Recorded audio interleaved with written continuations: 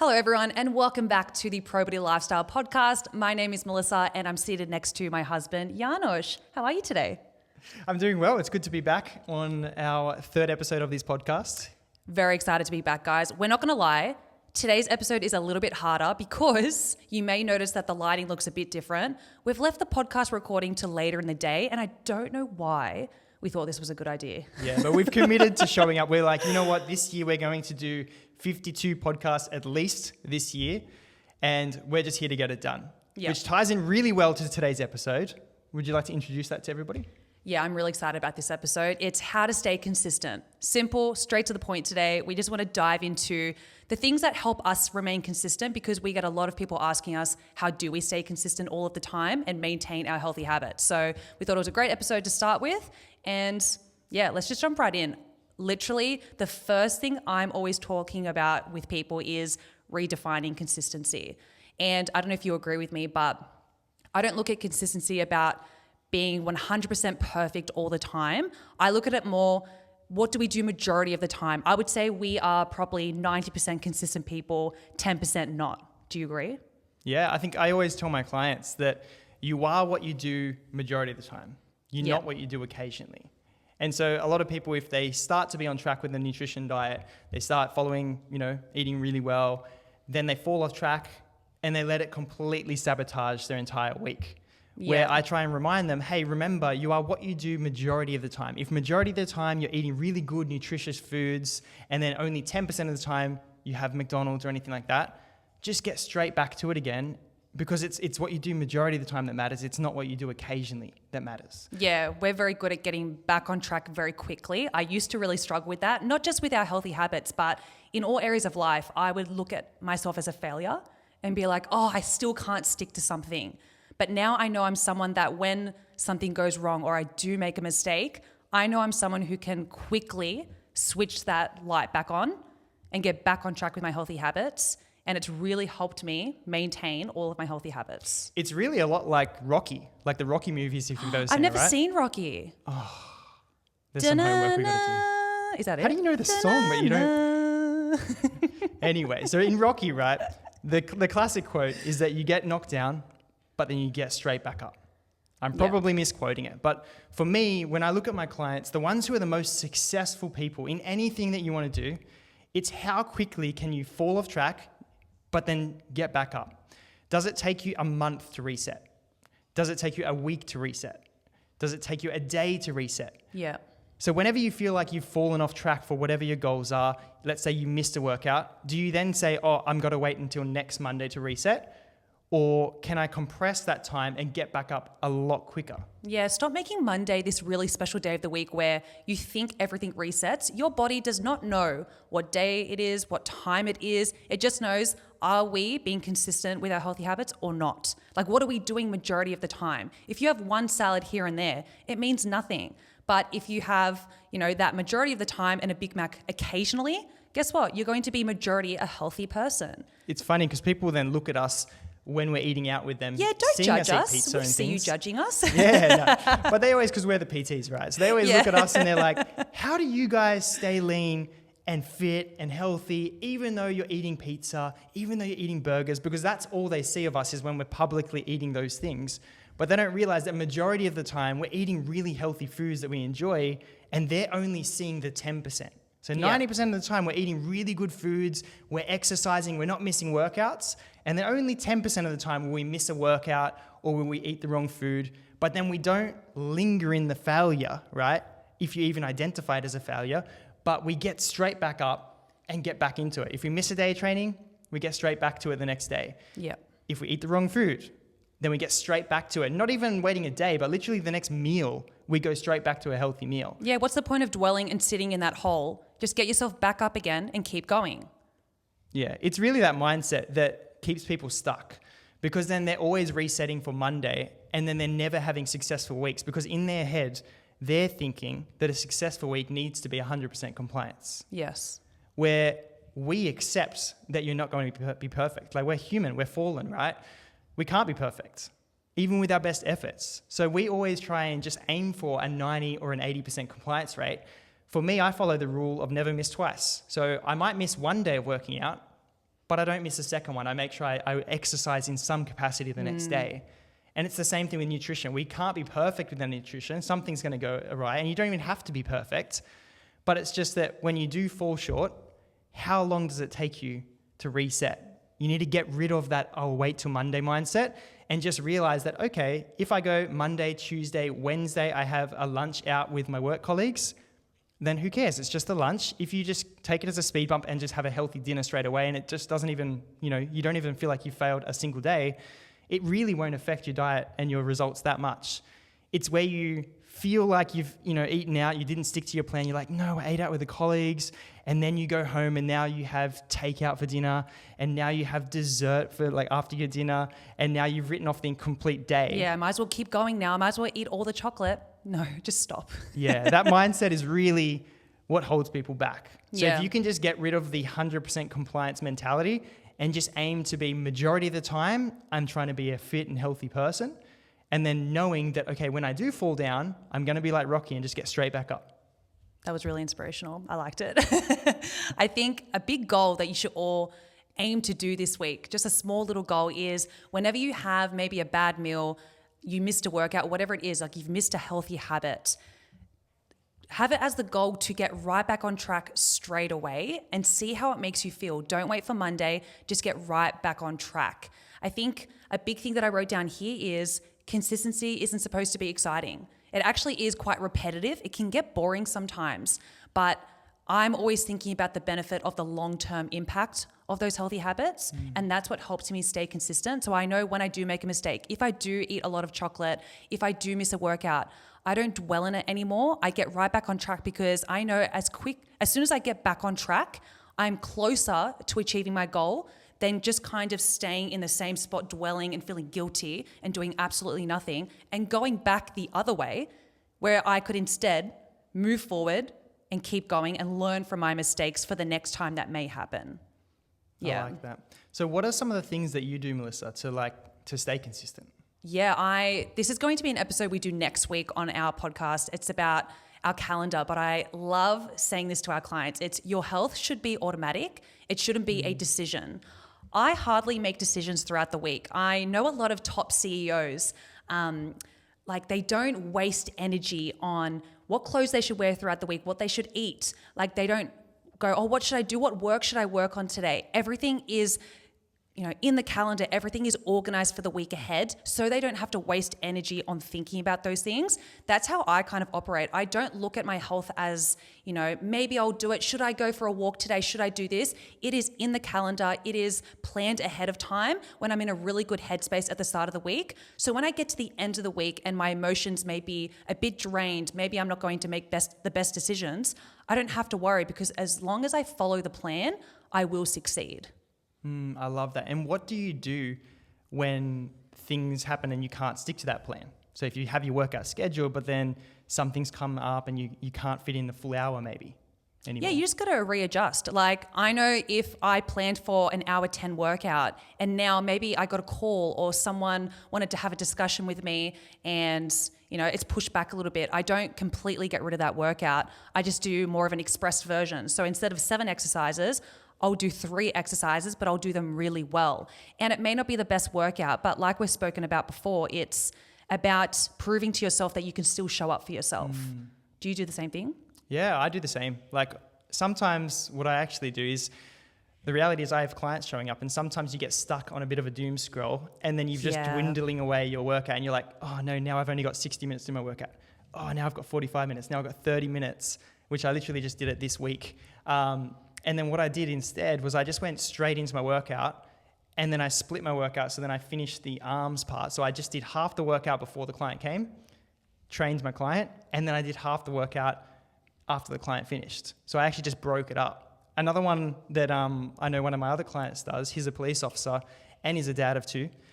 He does half his workout before work. And then if he can't do the whole workout because, an emergency I do notice that his workouts are quite long. Yes. Yeah, that makes sense. Okay. Yeah. So sometimes what happens is, he's scheduled in his calendar. I'll do my workout when I wake up in the morning, but then, waking the kids up, there's just a bit of an emergency, which we can't resonate yet with because we don't have kids. Yeah. But we have lots of clients who are like our kids who get, emergencies happening. But anyway, he still gets into the gym and just does what he could, even if it was just half an hour or even if it was just 15 minutes. And then he'll come home and do the rest when he gets home from work. So that would be ideal. That way you don't miss anything. I like that. I have very set days where I do certain things. So I know the exact days I train, and I know that can be hard sometimes. But when you're planning your calendar for the week, you know that Monday, Tuesday, Thursday, Friday are gym days. So you're not going to plan anything around that. And the more that your family and friends start to understand that you go to the gym at those certain times, you meal prep at these certain times, they start to respect that as well. And because you respect it, you put it in your calendar because you're not making it a should I do it? You're making it a must. It does get respected. It does get done. And that's how you stay consistent, by just not thinking, just doing. Actually, I say that to you a lot. Sometimes we are having those days because we are human where we're like, oh, what should we do today? Maybe we haven't planned to the best of our ability. I just say, don't think, just do. And I know that sounds crazy, but sometimes we'll think, oh, should I train now? Or should I just get back to that client? Or should I do this? Maybe should I shower first? There's too many options. You overwhelm yourself. Maybe you're tired. Just do something. The actions will then flow on from that. Make a quick decision. Just go. Yeah. It's one of those things that literally today was one of those days. As you can tell, it's overcast. We just weren't feeling it. We'd left our workout and this podcast till the very afternoon. So our energy levels were low and we both were doing our workout today. And there was no personal best. There was no anything. Nothing. It took me, it's funny, when I'm switched on, it actually takes me less time to get the workout done. Where today, it wasn't that I had a time constraint or anything. It's just that I did not feel like it. I was not motivated. But see, sometimes when you don't have a time constraint, that's when you can push things for, like, they can be longer than they need to be. So for example, we kind of put 2 hours for our workout to get done today. Our workouts can be done in 45 minutes. So that's why if you plan ahead of time, you know that you've only got that chunk of time to get it done, and you won't, dwell and you won't doom scroll while you're training.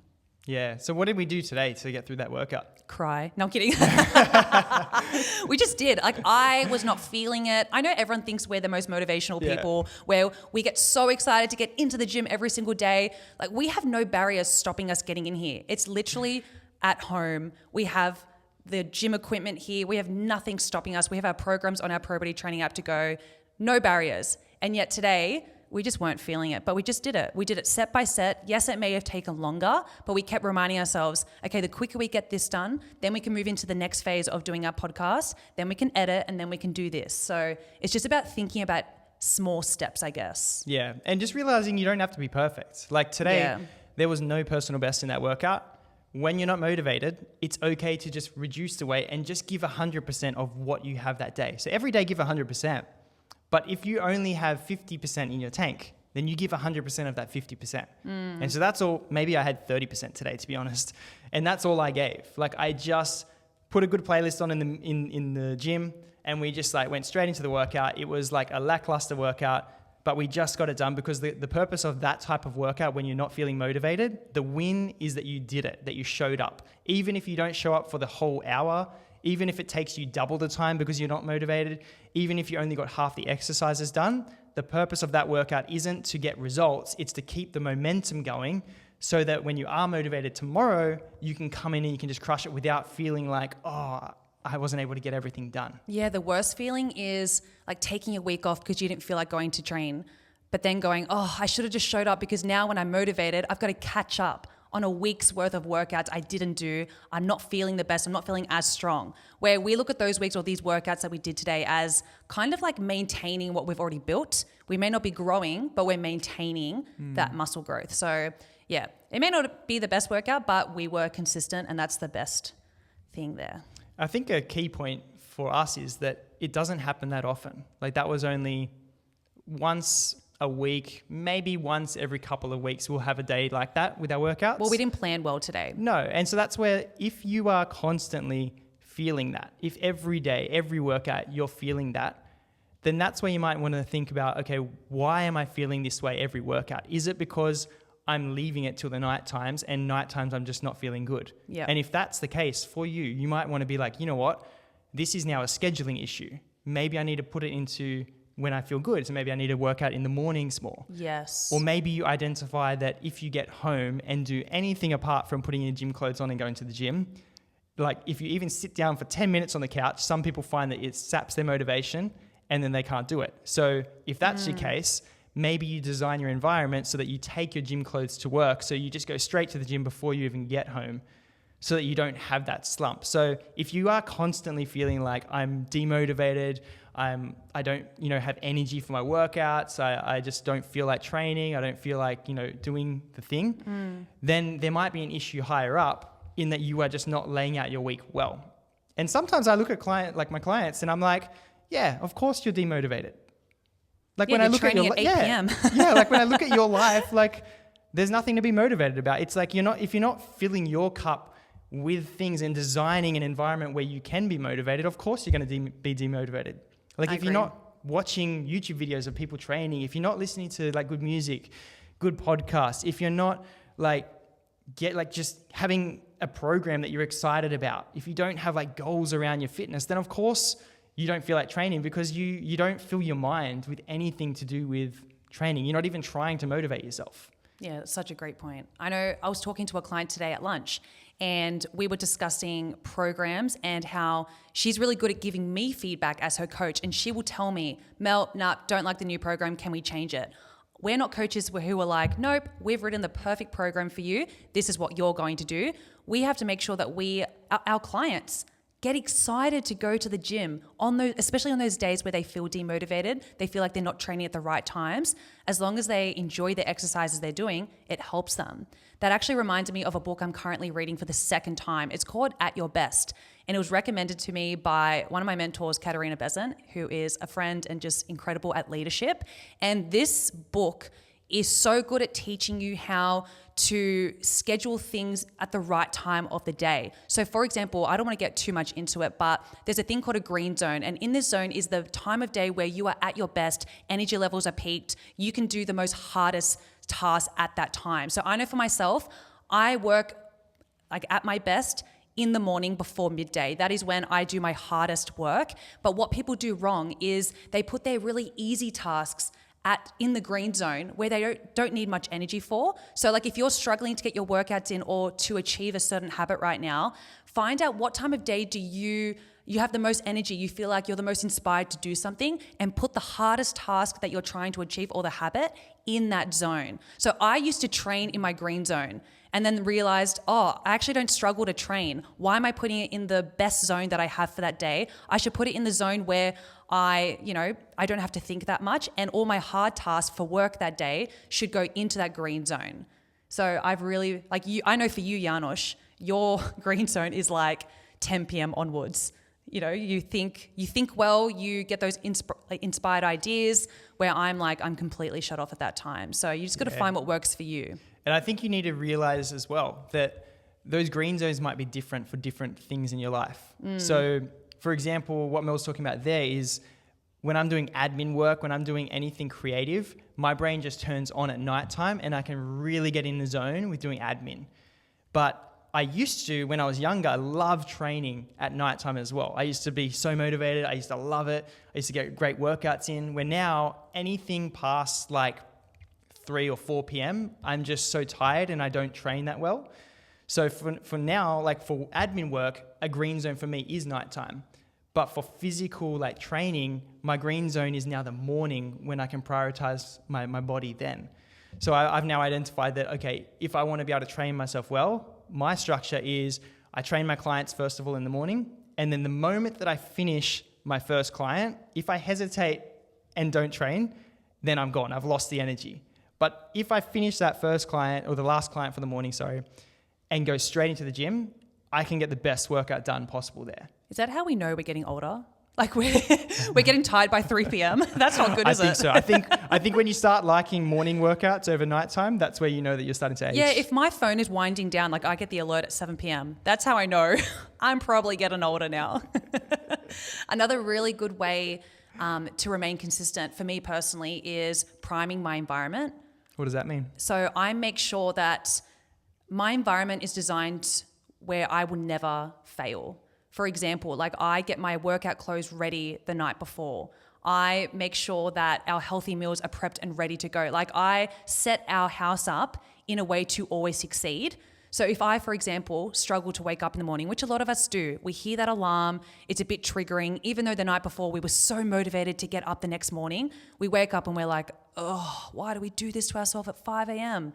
For me personally, once I know that my gym clothes are set up ready to go, my socks are in my shoes ready to go, my laces are even untied, my running belt is ready to go, my AirPods are charged up. I've even thought about the podcast I'm going to listen to on the walk or the workout I'm going to do. So there's no barriers in the way. And I really set my environment up for success at all times. So if I'm going into a big work block, I don't set my study up in a mess. I don't have my phone, Instagram open on the desk as well. Like I make sure all social media apps are blocked. I make sure the lighting is right. I make sure that everyone knows I'm about to go into a block where I don't want to be disrupted. So you've really got to prime yourself and get that environment ready to remain consistent throughout the week. I like that. One of the things I find as well is just saying no. Like if you find that you're always having time constraints as the reason that challenges you to be, so we talked about motivation. That was one reason that a lot of people struggle to be consistent. But the other one I find is time constraints. And so I find that a lot of people, it's just, do you need to say no to more things? Like, are you just trying to have all of these goals to achieve this year and you're not taking away anything out of your schedule? So because important. if you're already busy, if you're already overwhelmed with everything you were doing last year, and then you're coming into the new year now and you're like, oh, yeah, you know what? I'm going to achieve all of these new goals. I'm going to do all this new stuff with my business. I'm going to do all these new things with my fitness. I'm going to do all of this stuff with, my nutrition. It's like, okay, but you were already busy. You were already overwhelmed. Where are you going to fit this stuff? So true. I have a client this year who wants to run a marathon, which is incredible. Of course, I can share our own journey with her. But she realized in the first week of trying to train for a marathon, she's like, Mel, I couldn't even fit my long run in. And I'm like, yeah, those long runs are long. You have to. It's a real place. It's a real place. Yeah. For us, we had to get up at 3 a.m. on Saturdays because we actually couldn't get rid of events for that year. So we're like, okay, we'll just have to get up earlier and make the time. But if you're not willing to make the time, you have to remove something from your calendar in order to fit this new healthy habit in. Well, I think that that's a key part of how you remain consistent to your goals is you remember that, okay, I need to make this goal a priority in my life, which means that I need to prioritize it over other things in your life. So if you are like, you know what, my non-negotiable now is that I am going to be somebody who's fit. I'm going to be someone who's strong. I'm going to prioritize my health. I'm going to fill my cup first. Then you need to put yourself first, which means that you need to decide, okay, you know what, when I create my schedule, I'm going to block out times for myself first. And if you look at your schedule and you're like, you know what, I don't know when I'm going to be able to do that, then you have some other issues you need to deal with first. First thing you need to start to do is actually start to say no, as hard as it can be sometimes, but you need to start to realize that, okay, what goals am I maybe not as committed to that I can just, because the quickest way to achieve a goal is just to just not do it. That would be nice. Like if it's not that important to you, there's nothing wrong with just taking it off your plate and just keeping the 2 to 3 goals that you actually want, that you want to move the needle on, keeping those ones as the priority. So by saying no to everything else, you then clear the way so you can say yes to the goals that you actually want to achieve. Yeah, if nothing changes, nothing changes. And I'm always thinking that as well. I always say that to my clients. It's such a simple quote. But if you're going into this year doing the exact same things you were doing last year, why are you expecting to live a different year this year? So I know we're about 2-3 weeks into we're only 2 weeks into this year. Wow, it feels like forever.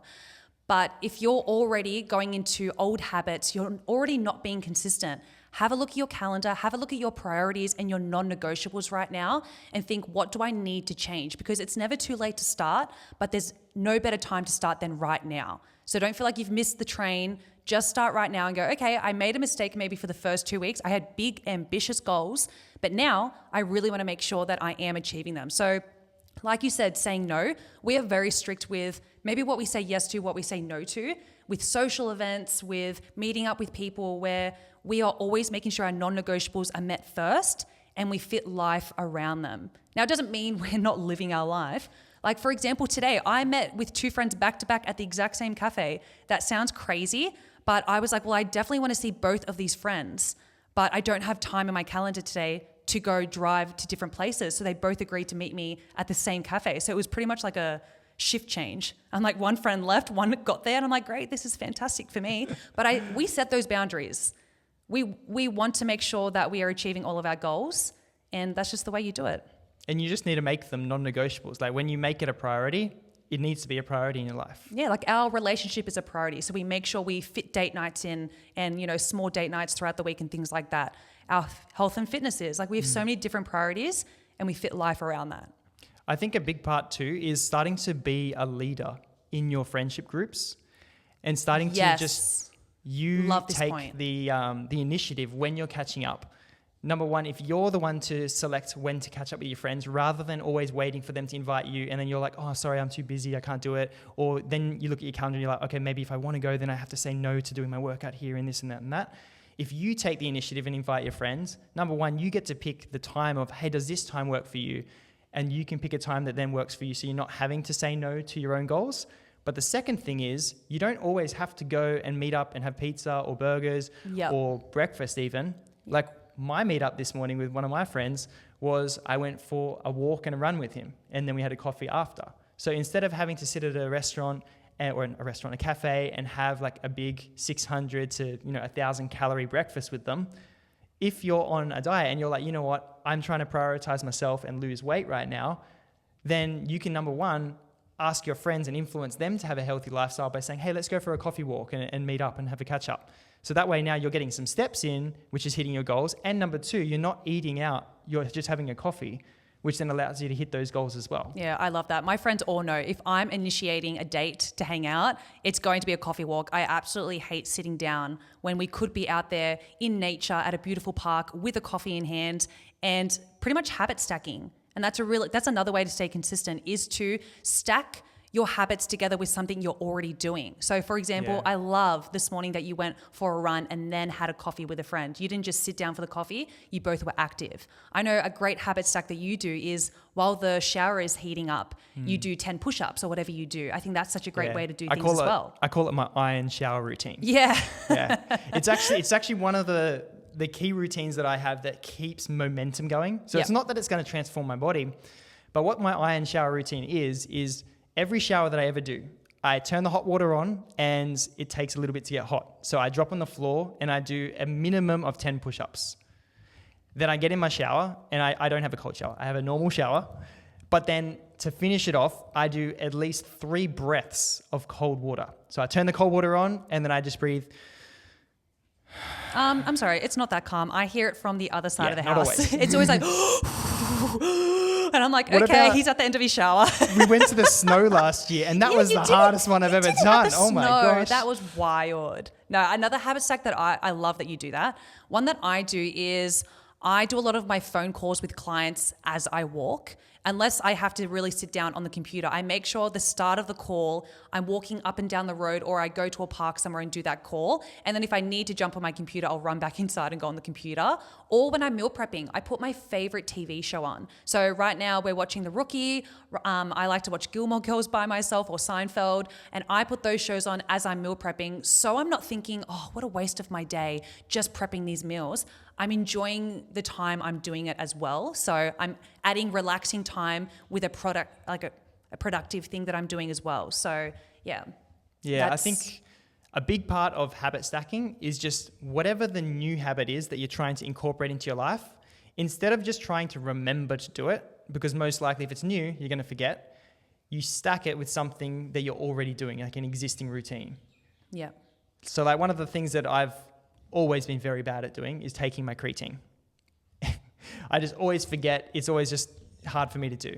And so one of the things that I've done this week is I tried to do jelly creatine. So I made some jelly and then I put my creatine in the jelly. So I meal prepped it for the week so that now I look forward to taking the creatine.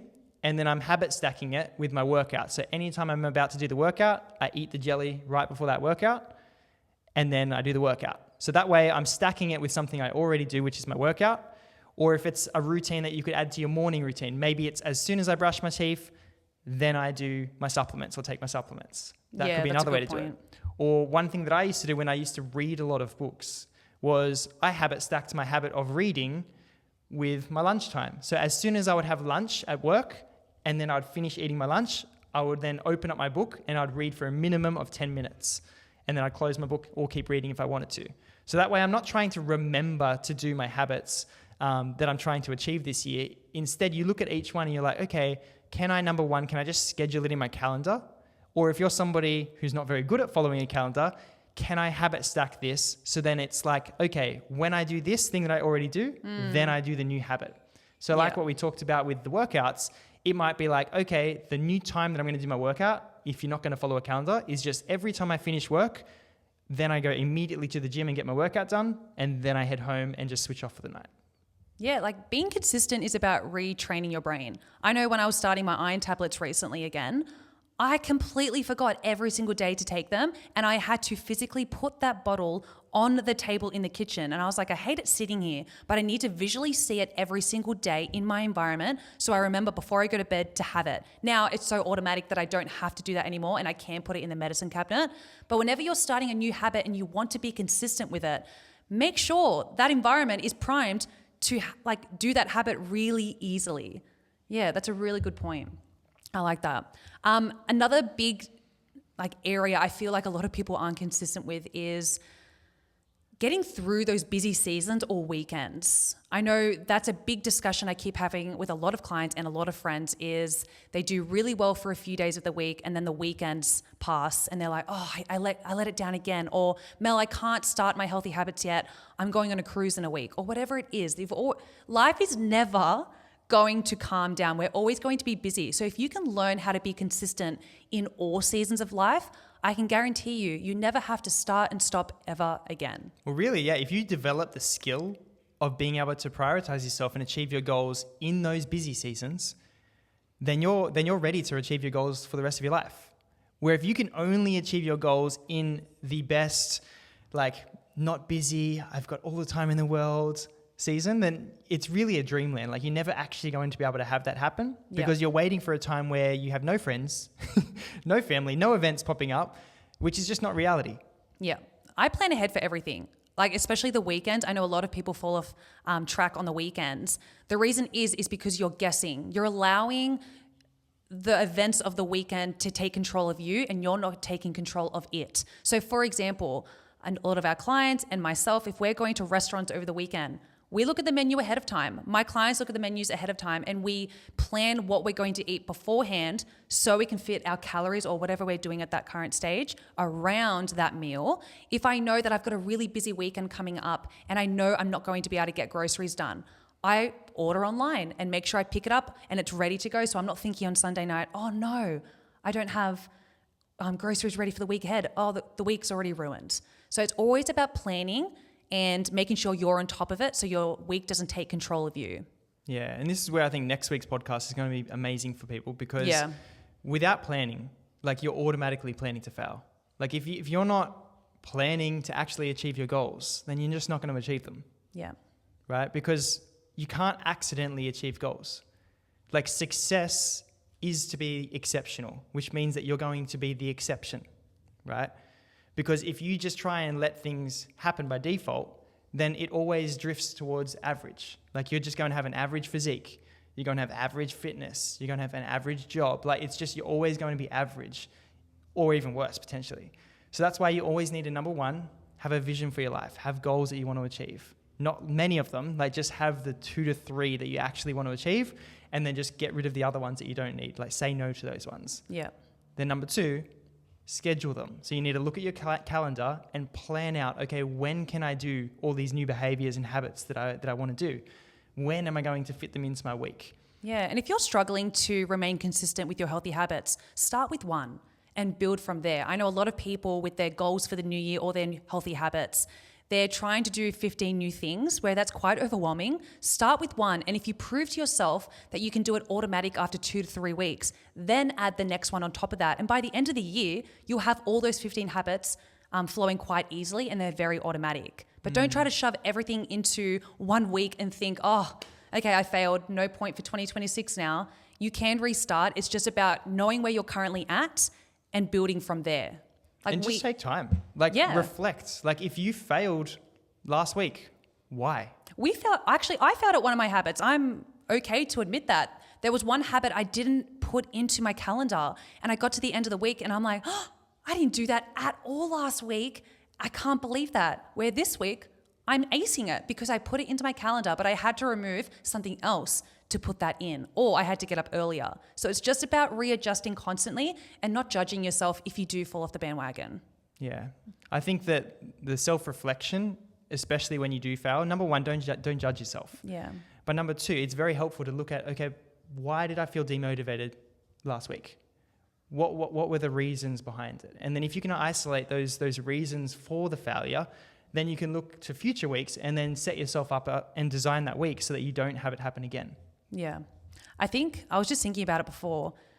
The best way to stay consistent is to surround yourself with very consistent people who are achieving the healthy habits that you're doing, people who support you, people who want you to stick to that calendar and try these new habits for the year. So if you feel like you're surrounded by friends or even maybe family or workmates right now that may be already giving up on their goals 2 weeks into January, I'm not saying get rid of them. I'm saying limit your time with them and listen to people and surround yourself with people a majority of the time who do challenge you, who do think bigger, who do remain consistent most of the time, because we do become who we surround ourselves with, who we listen to. So if that's us right now, listening to us, we're your positive influence, that's great. But yeah, just even if it's one friend, choose one friend that's going to be your accountability partner, like we spoke about in the first episode, and set your intentions. This is what I want to be consistent with this week, and check in with each other. Make it fun. Like, I love when my clients start to get to know each other and they keep each other accountable and they start messaging each other and do little meetups and go, oh, if we do these habits over the next month, let's go reward ourselves. Make it a fun game, and I promise you, you'll stick to it. Yeah, that's a great point. And it's just like, be the light. Like, if you have friends and family who aren't really fit and they're not on fitness journeys and not doing that, and you're the only one doing it, then be the light in the community that you're in and raise those people up. So when you're going for it and you're trying to, arrange a meetup with somebody, you be the one to suggest to go for a walk. You be the one to not dictate, but to decide what you're going to do for that meetup. Yeah. And then you drift the conversation towards, what are you doing this year? What are your goals? What are you working on? And then ask them when you catch up with them again next time, like, how are you going with things? How are you going with your fitness? How are you going with your habits? Yeah. Don't be influenced by the room. Influence the room. Like, you good. want to be that person that walks in and everyone goes, oh, what have they got going on that's different? You know, when you can just tell, it's because you walk in a room with confidence when you know you're showing up for yourself. Janos always laughs when I meet someone or I just talk to someone for the first time at a wedding or a party or something. I don't do small talk. My small talk is literally like, hey, what are your goals in life? And he's like, that's way too deep. And I'm like, actually, no, I apologize. That's my mum who says that sometimes. She's like, did you just ask someone that? And I'm like, yeah. I think I would rather know what people's goals are. And I might be the only one who's ever asked them, hey, what's your goal this year? What do you want to remain consistent with? And that might be the little spark that they need to be consistent, because maybe no one has ever cared about how they want to improve in their life. So you could be that one person in your workplace, especially, that could change the entire atmosphere by just making better decisions and remaining consistent. I know one of my clients last year was so scared to bring meal prep to her workplace for being judged. And I thought, remember, people only judge when you're triggering something in them that they're not doing, even if they don't realize that. So it's all about going, okay, I may be triggering something in them, but maybe that's a good thing. Maybe me bringing my meal prep is triggering them to think, wait, maybe I should start thinking about saving money by making my own meals, but also creating healthier meals to bring to lunch instead of getting takeout every day. So I'm always wanting to be that person who influences others instead of following the herd. And if I find that I'm following the herd in any area of life, I actually get scared, because I'm like, oh, I don't want to be like everyone else. And that's not because we're better or anything like that, but because I know we've got big goals. And I always want to be the person who goes after them and doesn't just go, oh, well, this is life. It is what it is. I'll just settle. I don't want that. Well, it's just if you're following the herd, you're following the path of least resistance. Yeah. And that always leads to death and decay, which is scary. But it's like the path of least resistance is the easy way, which means that it's always going to be the way that is obese. that is cardiovascular disease, that is having low fitness, low health, right? Versus if you're going the way that is the path of most resistance, then you're going to be set apart. You're going to be healthy. You're going to be taking action because it's the way that it's hard and it is difficult. And sometimes there might be the perceived stigma of like, oh, bringing the food to work. But then if you're the one who does that, you're making it that much easier for the next person to do it because now they're like, oh, okay, I won't be the only one because you're now influencing the room. Right. And so that's what we always encourage our clients to do is to be the change. Goosebumps. I love that. To be the light in the world, to encourage people. But you need to develop this through developing like not motivation, but just being consistent and developing momentum in your life so that, you know, in those moments where you feel like, oh, it's going to be tough to be consistent today, you just develop the habit of showing up anyway, right? Getting the workout done, even if it's just half an hour. Getting the workout done, even if it's just 5 minutes or one exercise. Right? Like I said last week, I only did a 5-minute run and I felt amazing after it because the purpose of that run is it's not going to get any results, but it keeps my momentum going because then in my brain, psychologically, I'm like, okay, I'm the type of person who can just keep things going. Yeah. And then I don't feel like I've fallen off track because I showed up anyway. Yeah. Yeah. If we're not feeling challenged in life, I know that I'm not stepping into greatness and the things I should be doing. Like if life feels a bit easy for a season, I'm like, ooh, I'm quite bored. And I'm ready for the next challenge. It doesn't mean I enjoy the challenges every single day. It just means I know after that challenge is over and I've worked hard, it's going to lead to something great. Because I look back on my life and everything that has been incredible in my life came from a massive struggle. It came from resistance. It came from me having to push past society's standards to get there. And I'm so grateful though I pushed through to get to them. So whenever I am struggling, like if I'm struggling to do a new habit and be consistent with it, I remind myself that this must mean that I'm stepping into something great. So always remember that as well. And if it was easy, everyone would have it. Yes, I always say that to clients. Right? If it's a goal worth having, it's supposed to be hard. Yes. If weight loss was easy, everyone would be fit. It's not supposed to be easy. You know what's a crazy stat? Tell me, Janusz. Yeah. There's actually like, it might not seem like this because of the internet and because on Instagram you can see everybody. But if you look at percentage-wise, there's actually less people with six-pack abs than there are millionaires in the world. Yes, you have told me this before. That's crazy to me because, again, because of social media, it makes it seem like you're seeing the top 1% of people with physiques. So you're just saying, oh, everyone's got abs, everyone's got this, everyone's bodybuilders. But when you actually look at the population level, if you have abs, if you have a six-pack, you're more rare than a millionaire.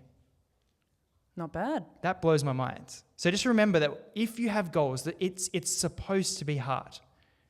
That's what makes it worth doing, right? But the more that you strengthen yourself, the more that you show up, the more consistent you become, it gets easier and easier. Not because it gets easier, but because you get stronger. You get more momentum. You get more consistent. Yeah, it becomes automatic eventually. And then you add another habit on top. Yeah, and it starts again. Anyway, guys, we loved filming this episode for you. If you loved it, leave us a comment on down below so we know your feedback. We absolutely love reading it. Yeah, and what are your tips for consistency? Yeah. What do you do to stay consistent? We'd love to know. Well, guys, we hope you live the pro body lifestyle for the next week ahead. See you guys. Bye.